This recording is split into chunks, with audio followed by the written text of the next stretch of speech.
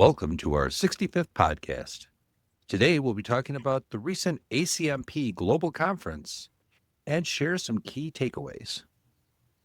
What are a few things you can do to help your teams feel what it's like to communicate better or feel what it's like to go through change? Keep listening to find out. Welcome to Harmonious Workplaces, a podcast about corporate culture, organizational change management, and workplace behavior. Harmonious Workplaces was started by independent consultants Rich Cruz, Ben Kleinman, and Cheryl Volpe to explore, challenge, and build on various organizational culture and change management concepts. It's a blend of theory and practice based on their personal and professional experiences working with companies of all sizes across various industries. If you own a business, lead a team, want new ideas about the corporate environment, or just want to listen to a group of consultants talking about how to make work more enjoyable, we invite you to sit back, relax, and dive in with us to Harmonious Workplaces. Hello, Harmonious Workplaces listeners. Welcome back to our podcast. We are going to be talking about change kind of as usual, but with a little bit of spiciness, I suppose, from a recent conference that Ben attended. I'm Rich Cruz. I'm an organizational development. That was a mouthful this morning. An organizational development consultant. And I'm joined here this morning by my co-host, Cheryl Volpe. Hi, Cheryl. Hey, Rich. Hi, everyone. And Ben Kleinman. Hey, everyone. And so Ben was at the ACMP. We are starting with an acronym already. ACMP conference here in the Chicago area. Yeah. Mm-hmm. Yeah. And it was. Go ahead. Oh, go ahead. You need to first define ACMP. Yeah, I love it that we're already like blowing the acronyms out of the water. So ACMP, Association for Change Management Professionals. Really nice conference, and lovely that it was here in Chicago, and just probably about 800 or so change professionals from all over the world coming together and talking about all things change. So if that's your enjoyment space, then that was the place to be. Right on. Yeah. Cool. And I thought it would be fun and maybe useful for people who couldn't go to talk through a couple of themes that stood out to me. And I'd love to get your perspectives on them, how you've seen those play out at work, if you've seen them play out at work, or if you think it's just a bunch of hoo-ha. And then one thing I'd love to get your take on is where ACMP or any other organization that focuses on change could go in terms of making itself useful as a industry organization, as a sort of not just recycling trends or amplifying current themes, but thinking about the future. Like, where does this profession go? Sure. Things like that. Sure. And the ACMP is very good about offering up a credential, kind of like the Project Management Institute offers up the Project Management Professional Certification. ACMP now has 2 certifications for change managers, and that's lovely. But I was thinking more like research-based, forward-thinking, where does this profession go in 5 years, not just do you have someone who's sort of attained this certification type of thing. So sure. And that's one of the benefits of it's a mouthful, huh? Yeah. Everybody's mouthful say we just like rocks in our heads. Oh, I guess you have rocks in your mouth. I have rocks in my head. There you go. Right. There you go. Yeah, I mean, I belong to a few associations, and I do think that research element is one of those benefits that I've found is historically I've overlooked, but now that I don't know, maybe the science degree kind of helps think about, that stuff's actually pretty important. Yeah. Well, I think it helps members feel like they're getting value, and especially for independent consultants, you're able to bring something to the table that a client probably hasn't seen yet, even though they may feel it kind of percolating, but you're able to articulate it in a way that's sort of different and helps bring something new and potentially more helpful and effective to a client. Cool. And organizations like this, they really elevate the change part of project management, right?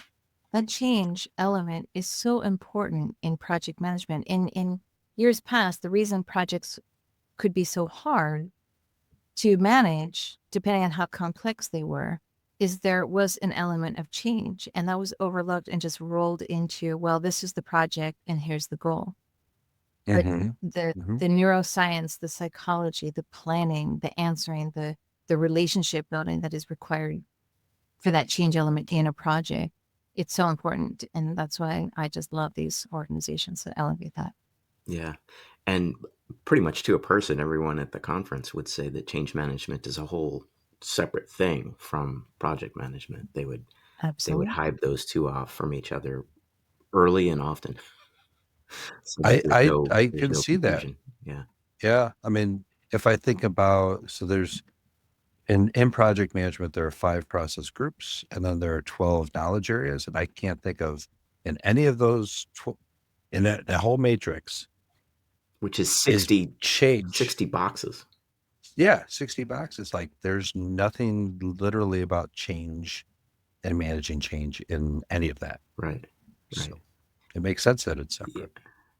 And to be fair, the change folks don't really get into the subtleties of managing a project, of planning a project, of all of that sort of Executing. Yeah. stakeholder type stuff is done in a very different way. The sort of milestone build outs are different. But arguably, if you have a change management professional, maybe they should be one of your stakeholders on that stakeholder roster. Oh yeah, for sure. Absolutely. For It's sure. my point. Yeah. I mean, Yeah, that is absolutely a critical element that I feel like is in the grand scheme of the work environment is still relatively newer right. and has a lot of room Yeah, to grow. absolutely. Yeah. Um, so Ben, in the notes here, and kind of Hmm. what you were just saying a little bit ago here, Cheryl, uh, you had mentioned that some people were talking about biology and neuroscience, which is really cool because we were just talking about that in our last episode. Right. Right. Yeah, it was fascinating to see that in many of the presentations and breakout groups, people would be talking about biology and neuroscience and how those are really there, whether we're recognizing them or we're not recognizing them. They're there. They're going to influence how people respond to someone else just in communication, but also how people respond to a change and the way that change is messaged and the way that change is felt. And so the sort of duh moment, but a lot of people don't really see it as a duh moment, is that you have to understand what those biological principles are. You have to understand the neuroscience, and then you can use that understanding to help people respond better to a change or help people process a change in a healthier way. And it is not meant at all to be manipulative. It's meant to help you have a better kind of conversation and foster more um, easier, more effective change process. In the same way that Mary Pat was talking about that kind of stuff, it's really all about understanding who you're working with or trying to relate to, and then using those principles that you're not going to get around, so you might as well understand them and help you Sure. package the change in a way that's more effective and more productive. So I thought that was really cool, and that's not something I've seen a lot of people talk about directly in companies that I've consulted with. And so I'm curious if you guys have had that experience where you've gone into an organization and people are very cognizant of how their staff are behaviorally from a biological perspective, or if that's just like nobody talks about that. Cheryl, have you had any experience with people talking about the biology of change? No, it's it No. is it is it is always present. It is always there. You have a range of types of people in the room, right? You've got the empathic ones, you've got the ones who are in charge, you've got the ones who have the vision, you've got the ones that are trying to convince everyone else that their vision is the right way to go. And there is no conversation, no direct conversation, typically in my experience, about, well, why are you not speaking up in this meeting? Is it because you happen not to be a person that speaks up? Or if there's a person who normally speaks up all the time, and for whatever reason, they're not contributing, that is a signaling in the room where there's something going on there. There's a person who feels Mhm. they don't want to contribute for whatever reason. Either they had a bad morning, they don't believe in the project, they're not invested in the change itself. So, Right. and they're just kind of rolled into the process, and you either get along or get out, And I think that cultures in general are changing and evolving more into that idea because psychological safety again and alms, it's a topic now. It has reached the tipping point of conversation, just like having mental health therapy, right? That pendulum has swung into this arena where it's been normalized to have a therapist. It's becoming normalized to have these conversations about what mood are you in? Are you in the fight, flight, fright, or fawn as written Sure. mode, right? Yeah. And you can Yeah. talk about this in more days, but I haven't experienced it myself in the places I've worked before this period. Well, another association that um, I belong to, I think, Cheryl, you belong to it too, right? SHRM, the Society of Human Resources Management. The idea of mental health in the workplace has been a strong topic of discussion lately, which is just remarkable because it has been something that has been relegated to mainly, the health, the health industries, right? But now we're bringing it into at least the social consciousness of the general population, which is Right, refreshing and good. And hell, we're organic creatures. We should probably right, just just admit that we're not robots, and we come to work as and bring ourselves and all the baggage and everything with right. us. And connected to that through Sherm is this idea of civility, right? Oh, that's a big And that thing. has its roots in how are we treating each other in these office environments, and what is the culture? Going back to your question, Ben, is this work environment a culture where it is civil? There is an open dialogue about what you are bringing to the table that day. And are you putting out the signals that you're ready to work and collaborate and be open to adverse ideas or that are adverse to you? And how can people work through them as a team? Right? It's all connected. That's right. I think what was so interesting to me, and I'm not a scientist or a neuroscientist or a biology person at all, was just how automatic some of these things are. And Mary Pat spoke to some of that as she was going through some of the topics in her show. But it's just like you don't even recognize. It's just automatic how you're responding to something, and then you have to do all of this extra work to overcome that initial response.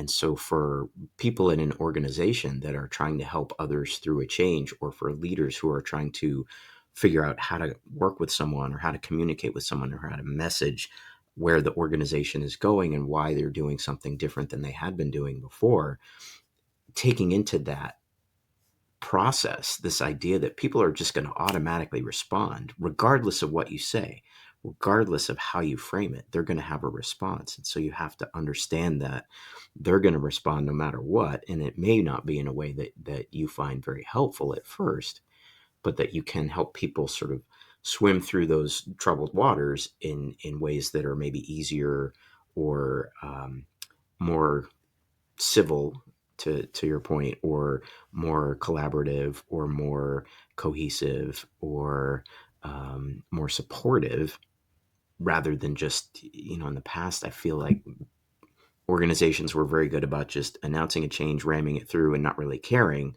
Now there's a little bit more of an element of caring, because in the long run that gets you further faster. Yep, And that makes sense. and that caring leads to engagement, and that engagement leads to motivation, leading to satisfaction, and then ultimately productivity, right? I mean, this is all data driven statements that I make. I'm curious, in your experience with the Sherm group, with those folks, was the idea of civility brought in because it's the right thing to do, and because it's just sort of socially and professionally a better way to be, or was there some of that data underpinning their push for civility, that it will help people feel safer, that it will help people feel like they can listen in a better way, in a more productive way? That's a great question. And we're going to take a break. So, because there is a white paper that they released on civility. I just need to look it up. So when we come back, we'll Okay, have a little bit of evidence. So super. we'll be right back. Meet Hermie the HR Hermit Crab. Laugh, learn, and lead better with Hermie. Hermie is here to tackle workplace madness with heart and humor from Harmonious Workplaces. He's perfect for HR pros, leaders, and change makers. Hermie teaches workplace lessons through cartoons and is great for team discussions and workshops. Get your copy on Amazon now.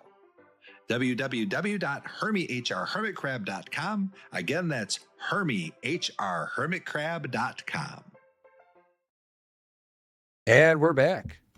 So in this episode, we have been talking about the ACMP conference that was here in Chicago, the national conference that Ben attended. And Ben was just kind of sharing some preliminary insights. And before we went to the break, we were talking about incivility in the workplace, right? And as it related to some of the neuroscience that was talked at the conference, I'm trying to bring all this together. I love it. Great.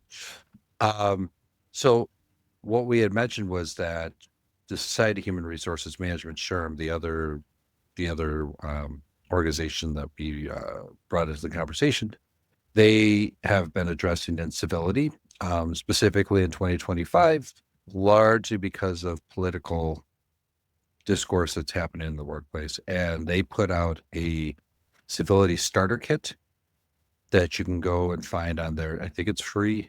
Yeah, it is free. It's in their tools section, and it includes their civility index.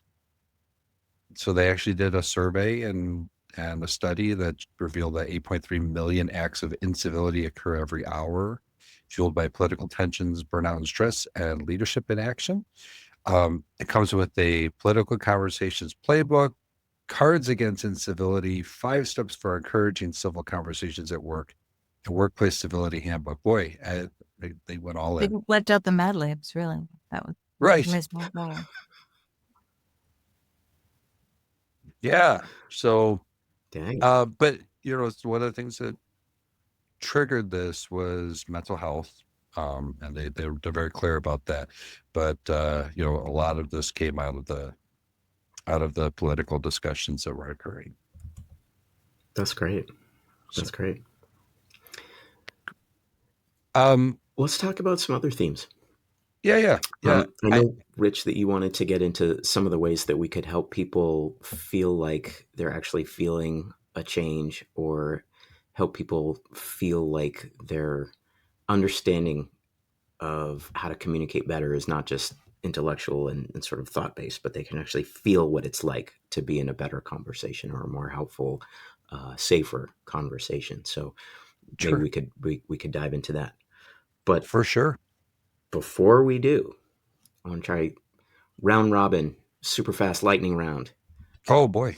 You were just since you were talking about civility index, one of the things that I noticed at the conference was that there were multiple quotients being kicked around. So we've talked on our show about IQ, intelligence quotient, EQ, or that sort of emotional quotient or emotional intelligence. At the conference, people were talking about other quotients. So you had the AQ, adaptability quotient, you had the CQ, the change quotient. And I'm curious, sort of a maybe yes, no, BS, not BS. We've had other guests on our show that have talked about boiling everything at an organization down into one index. Are these helpful, or are they too reductive?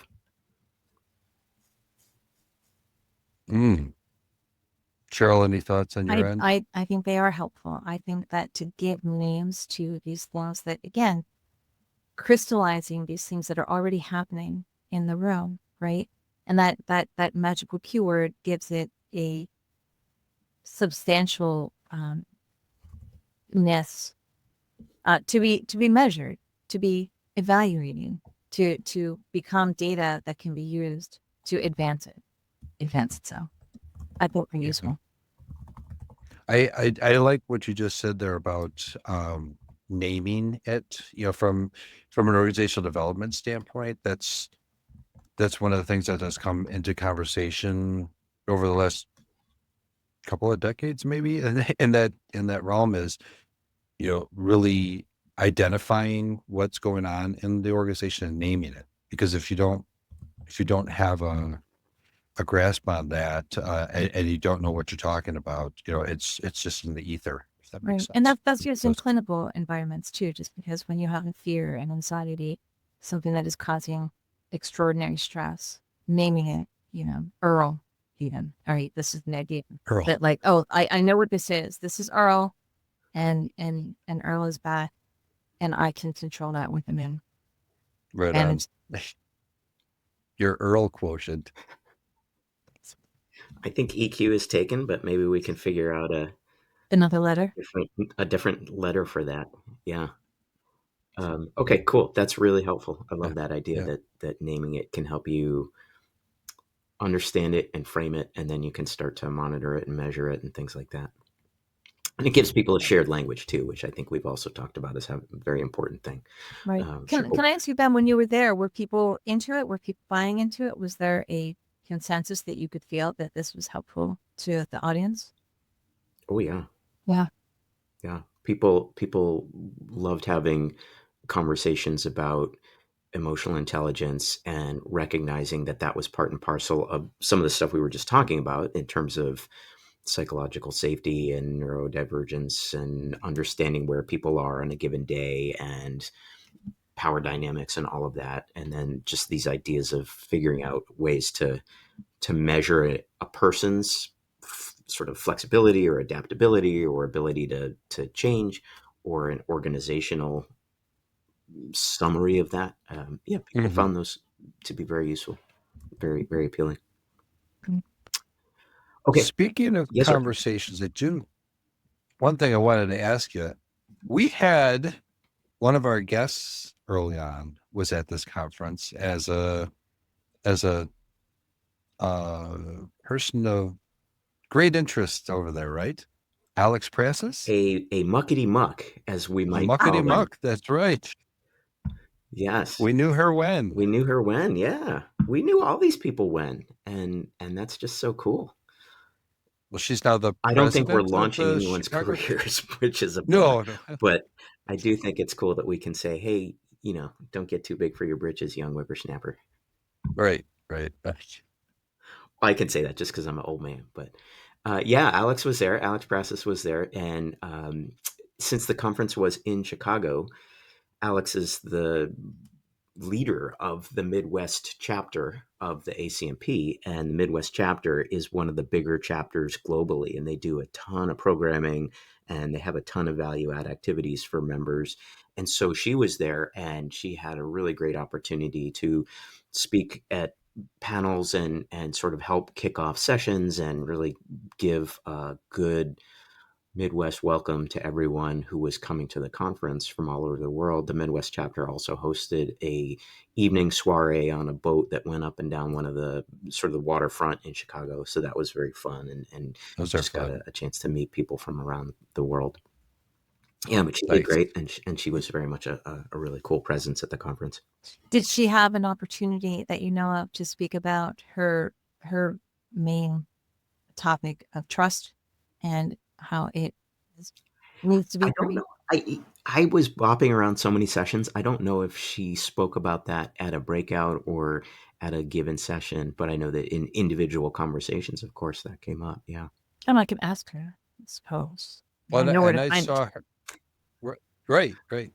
I saw her give a presentation a few weeks prior, or maybe a week prior, Disrupt HR, where she had It was 15 seconds per slide, 20 slides, and she was talking about trust in the workplace then. So uh, it's great to have somebody leading the charge there Hmm. that is part of this organization of people Yeah. making changes in the workplace. And So just to cheer Alex along as well, every Tuesday now on LinkedIn, she comes out with a new LinkedIn post about trust and Trust Tuesday, I think, or Tuesday Trust, something like that on LinkedIn. And you can find her on LinkedIn and subscribe to that. And it's really fascinating. It's incredibly well done, super, super research backed, as you would expect from Alex, right? So really sure, good. And sure. then she does a great job tying that into here's all this theory, here's all this research going on about trust. And now here are a few things you can do today in the workplace to improve trust. Right on. So All these T's, Ben. We can't not mention Rach. We have to mention Ben's Tuesday posts. Oh, yeah. Yeah. Transparency, Transparency Tuesday. Tuesday. Yeah. Transparency A Tuesdays. little bit more focused on AI and just the technology beast that AI is. But I love that lead in, perfect lead in. AI was very much talked about at the conference, and I Mm. intentionally did not go to a lot of those sessions since I think it's just overwhelmingly omnipresent everywhere, and we don't need a lot of new jibber jabber about it. But there was some interesting kind of research that people were doing about AI, and one of the things that stood out to me, well, there were two things that stood out to me about AI. One is this idea that AI can't replace human empathy, and I I want to get your takes on that as people who are much more rooted in psychology and the idea that AI is now a stakeholder and you have to manage your AI in a way that you would manage any other stakeholder. I thought those were two Mm. really interesting and somewhat provocative ideas. I had not thought of AI as a stakeholder, and that is a scary thought that you would have to consider. I mean, we talk about that you have to manage bias Hmm. within that, and Hmm. and so within like things like Copilot, where the Copilot is Microsoft's artificial intelligence engine, right? And it's included in most of the Microsoft products. Hmm. Hmm. And so that the conversations that happen within Copilot typically happen, especially it typically revolves around knowledge within the organizations, right, itself. Yeah, we have to be really responsible with that. That's a remarkable thought. It's a scary thought. It's Yeah. it's a scary thought. And I just want to say to answer your question, a woman named Doobie Burgess, she's an incredible speaker, and she has a newsletter that I really appreciate. And I was just looking at my notes for, she just sent a powerful statement about the things that AI cannot replace, and empathy, for sure. However, I am also doing a lot of research in the therapeutic bots, and that is a whole nother area of extraordinary concern in the empathy area. I don't know if you guys saw that this thing called Wobot is being put on the shelf. And apparently Wobot, WOE Wobot, has been around for at least 10 years. And it was a subscription-based, rules-based uh, therapeutic bot that had, it has been so quickly outpaced by the therapy that AI is providing. Anyway, it's Mm. a huge topic, but I want to keep things back onto the question at hand here. And things that AI cannot replace is that empathy in the way that we're talking about it, regardless of the other topic I just mentioned.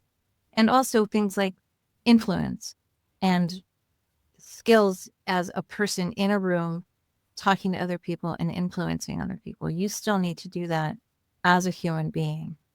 You can use AI to be prepared for that kind of influence, but you alone have to be that person who has the communication with other human beings. Right. Mhm. And I thought that was a not often thought of, but very obvious idea that Yeah. you alone have to do that.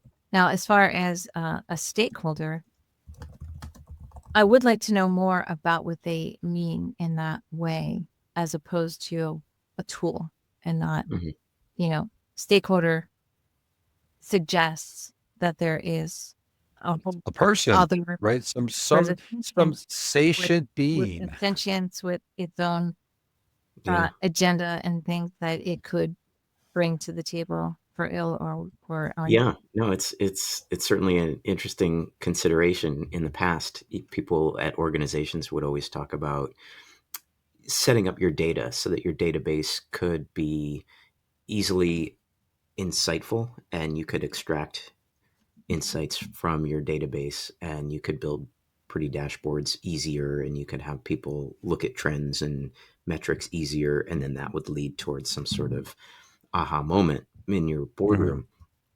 I think this is a little bit beyond that. I think this is a little bit Yeah. beyond just sort of making sure that your data are normalized and your table structure is rational and things like that. I think this is far more of a, we need to consider what we're feeding into AI. We need to consider how we're training AI. We need to consider what guardrails we have around AI. We need to consider how we're interfacing or interacting with AI.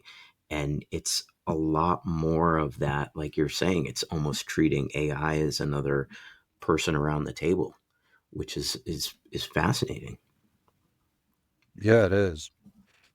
Before we go to a break, I do have to say, when you say Wobot, the first thing that came into my head was Hitchhiker's Guide to the Galaxy and Alan Rickman's depressed robot.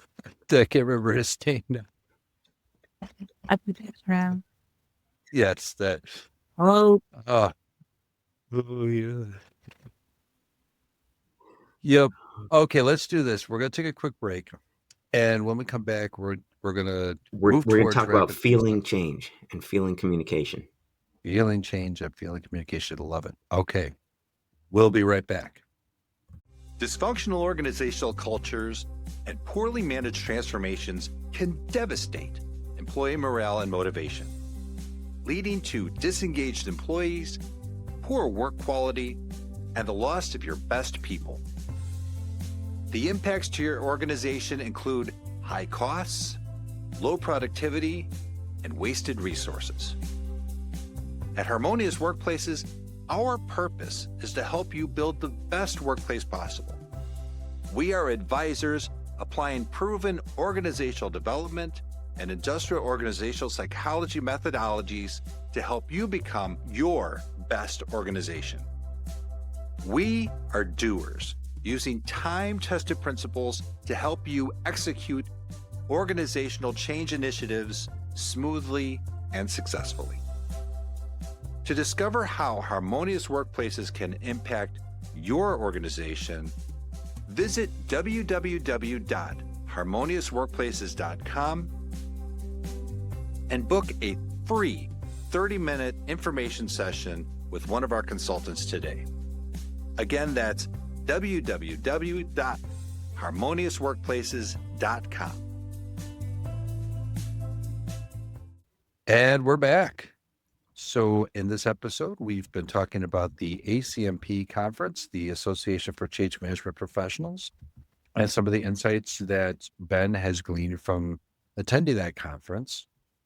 And before we went to the break, Ben teased out talking more about communication and go, Ben.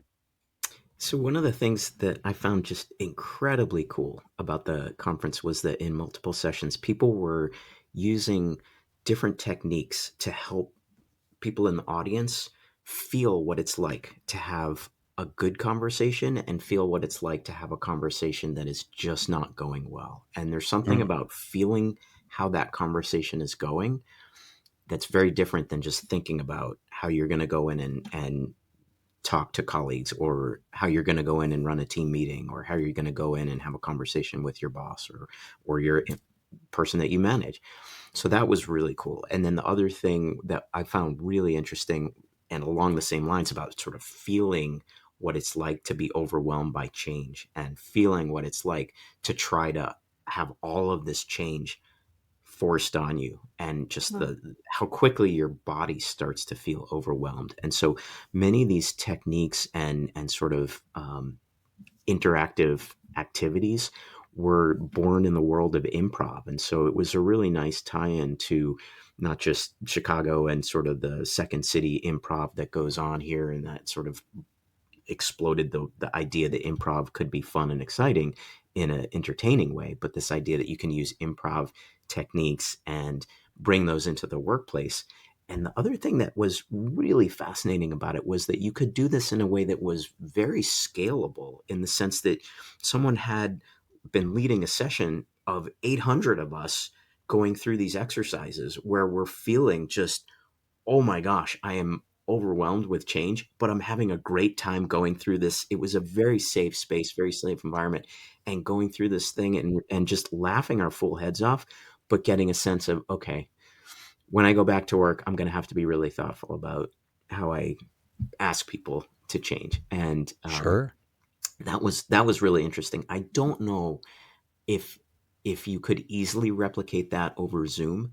I suspect you could, but it would have to be really intentional, and you'd have to have someone kind of managing a lot of little breakout groups and things like that. But in an in-person way, I all of that. I think you can. There's your little, there's some This is your improv. little friend. But this was my puppet tool for improv with a lot of really talented people Mm-hmm. that are really good at improv with the company that I was working with before. So yeah, it's a So, great tool. so you used puppetry Mhm. to do improvisation work. That's freaking awesome. So Ben, did everyone have a chance to participate, or was it, yeah. Yeah, it was great. It was really great. Everyone was in this room of 800 people. People were in groups of 2 or 3, and interacting very directly with each other, trying to understand what has changed about a person. And this is just a physical change. So you might have taken off your badge, or you might have tousled your hair, or you might have folded up your collar. And so it's about, recognizing and seeing if someone has changed, and helping people see if you have changed, and doing this more than once, more than twice, more than thrice. I mean, just like for 4 or 5 rounds, and you realize how hard it is to start to see that someone is changing, but also how hard it is to understand that change is going on, and you quickly just become overwhelmed. So that was great. And Huh. in another breakout session, you had people in, and again, this is in groups of 2 or 3 people, using those techniques that we've talked about on our show, and many of our guests are great at, in terms of someone will say something and then the other person has to say yes and blah blah blah. Or if However, you want to take it down a slightly more challenging road, the other person is forced to say yes but, and that changes the tenor of the conversation. And then the third flavor of that is someone will say something, and the respondent, the other person in the conversation, will say no, and it forces you to feel what it's like to go into these really awkward conversations where you're trying to be civil, you're trying to be social, you're trying to have not too much heaviness on it, but you can tell when you say no that it's automatically going to be a different kind of conversation than when you say yes but, or when you say yes and so it's just this. I mean, you can try this at home, or you can try it at work with a colleague that you sort of get along with pretty well, just to play with it. And Sure. it's amazing Sure. how well that makes you feel like you're in a conversation that's healthy and productive, or a conversation that is just going to lead to all sorts of headbanging. And then the last one I'll say, and then I'll stop, is there was a really cool uh, in a slightly larger group, so about 4, 5, 6 people, where someone would say something and then you would have to respond the same. Each person was given one thing to say, and you were Hmm. given a sequence to say that, and it was intentionally not in a circular fashion, so that you Mm. had to pay attention to who is talking and where is that person coming from physically, but also what is that person saying, and is it my cue to say my thing. And these are just random words. So there wasn't a lot of meaning in what was being said. But the point was to get people to listen to each other and recognize where ideas or thoughts or things are coming from, and then respond in a timed, cued fashion. And then you sort of have one direction of going, and then you layer on a second word that you're supposed to say in a second direction. And so it complicates things exponentially. And the whole idea there is just to think about how to listen better and how to feel like you're in a conversation, and how quickly it can become overwhelming when multiple people are talking, when multiple people are saying different things and sharing different things all at once. And you realize how quickly it is impossible for you to listen to so many things at once and have any sense of what you're supposed to say, feel, do, where you're supposed to put your attention, and all of that. So these are just two or three different ways that improv techniques can help people feel like they're in a healthy space, or people feel what it's like to be overwhelmed. And that ties in, I think, with some of the stuff that we were talking about at the beginning of the show, the biology, the neuroscience, the psychological safety. All of these things are there. Much of it is automatic, and you do so many Mhm. of these things without thinking, but we can use techniques to help us recognize it, and then recognize what's healthier versus what's just going to overwhelm people too quickly. Any experience? I mean, Cheryl, obviously you've had tons of experience with improv, using improv at work, and baking that into everything that you do. So does that resonate with you? Does that sort of feel It it like it it was part and parcel of what you were doing? it really does. I wanted to look up Trey Parker and Matt Stone, the creators of South Oh, Park South Park. and Yeah. meetings. Yeah. So we often used their very public motto, which was the um it was the this happened, however. It was this, then however, this, then however. I don't have that exactly right, but yes, we did a lot of that. And I just wanted to add that it's great to have a controlled situation like you were in that everybody understood this is going to be a moderating exercise such that you understand how it feels to be overwhelmed. And that was a safe space. Whereas in that creative mode, it could become, depending on the different people in that room, depending on who was on that team, it could become competitive.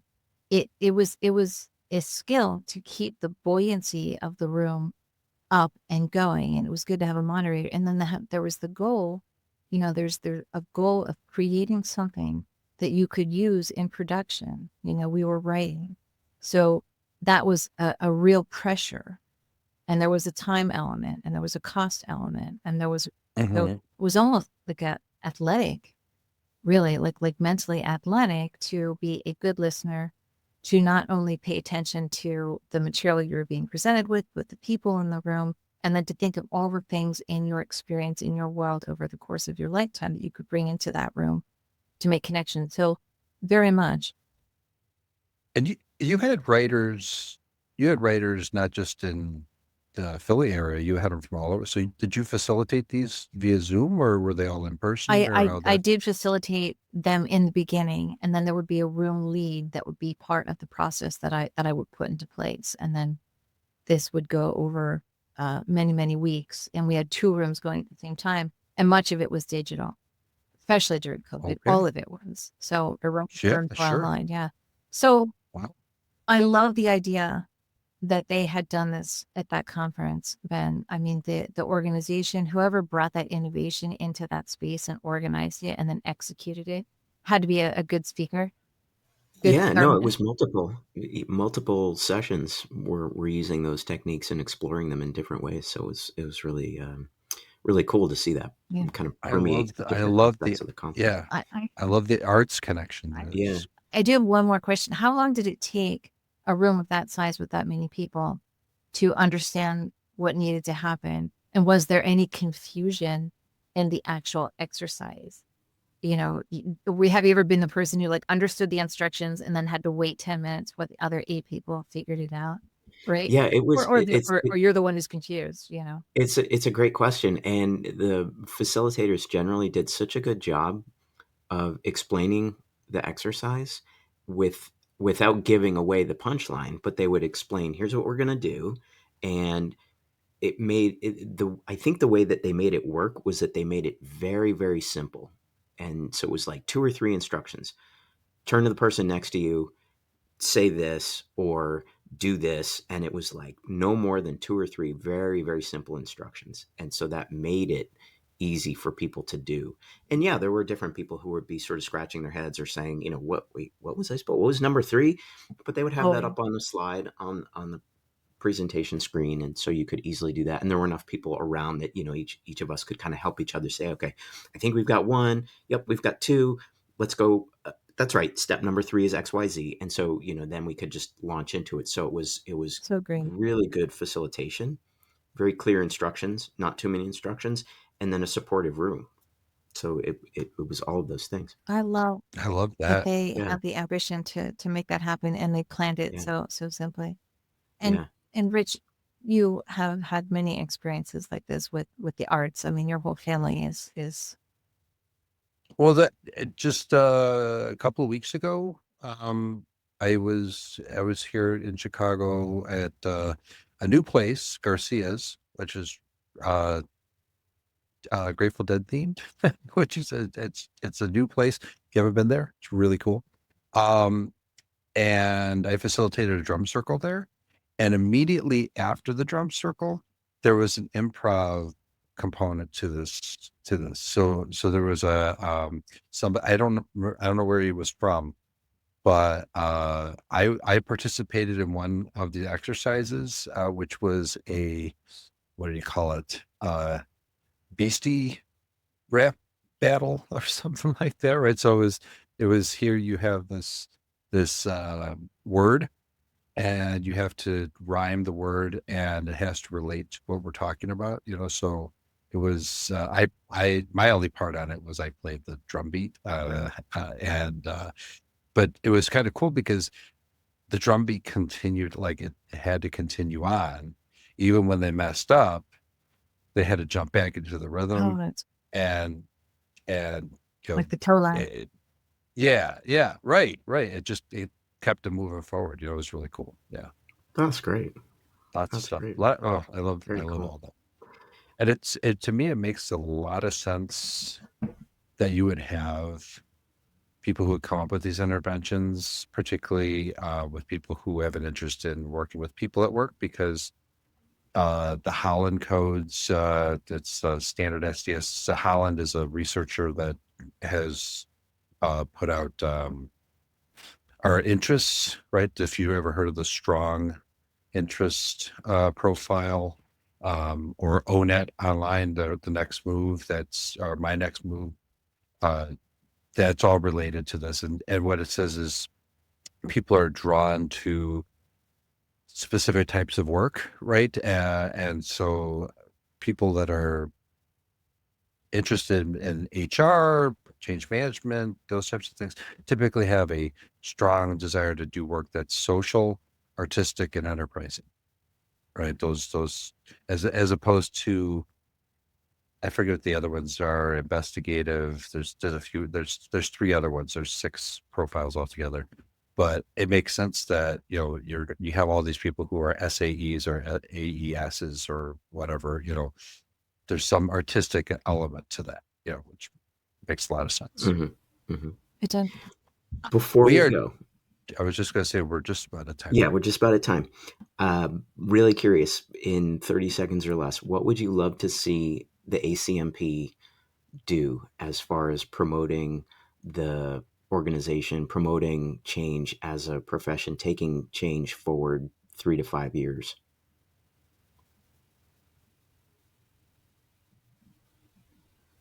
I have some. Keep keep going the human centric route, because it seems to be, even what I've asked this with artificial intelligence, like what's the future of work? But there's a lot of discussion about that.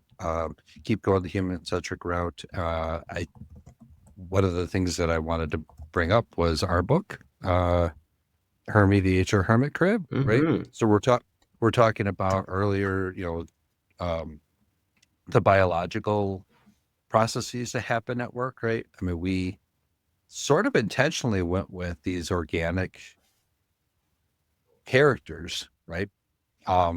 Because it's a living ecosystem, at work, right? So having keep going with bringing that to uh, everybody's attention. I mean, honestly, it's not the I want to put it this way. It's not the robots that are paying companies, it's people. So we need people that can deal with people too, right? And on all aspects. And it sets the Okay. stage for that living ecosystem system to anticipate the robots when they come and go. So, which relates to our human readers. So Ben, to answer your question, I would like to see a continued emphasis and awareness and a light being shined on the idea of this companion therapy aspect of AI at work, at home, throughout our lives. It's so important that people continue to understand the difference between what they see on, what they're getting back from their screen versus what they can get from other human beings around them. The pace of this, I don't know if you guys have seen these commercials showing the Google tool, and it's a bunch of AI humans in settings, and they're saying, Yeah. this is not real. I'm not even real, but it's so real. I mean, Yeah. whole series of those right now that are just fascinating. Wow. Well, that's Little unnerving. it's I've seen important. some of those. Change managers, HR managers, everyone needs to have a collective awareness and a light on those things, because we need to keep the difference in our minds. Cool. That's great. All right, Ben, what do you got? What? Yeah, what do you want to say? Oh, I didn't. I Yeah. don't think mine was quite as profound as any of and either of yours. I think one thing that I would love to see more of is just on a more tactical level, meaningfully scaling change and helping organizations get better at scaling change, because it's great to be a lot of the stuff we've talked about works in one-on-ones or small groups.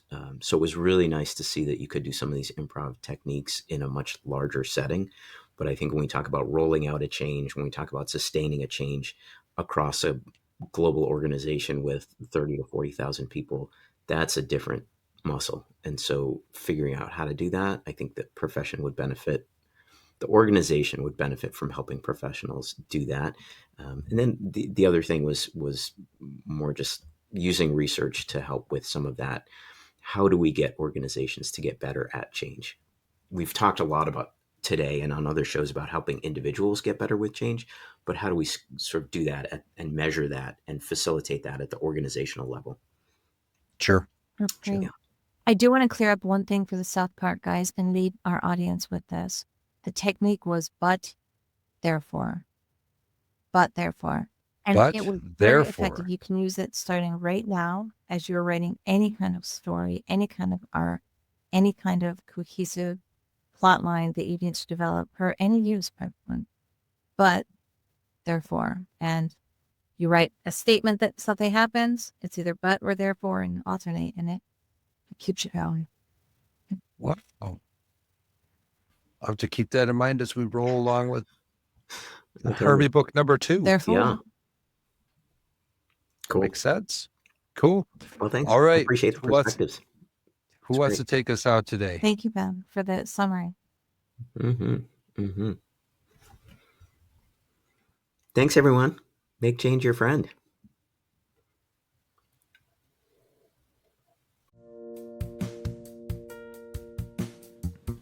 Thanks for listening to Harmonious Workplaces. You can find Harmonious Workplaces on LinkedIn, Twitter, YouTube, Spotify, Amazon, Apple, and other streaming platforms. We'd love any feedback on whatever channel you find us on. Please rate, like, and share our podcast with your network, and remember to add Harmonious Workplaces to your list of favorites to get notified about each new episode. To contact Rich or Cheryl, please visit www.workbalanceconsulting.com. To connect with Ben, find him on LinkedIn or visit at www.harmoniousworkplaces.com. harborsidestrategy.com.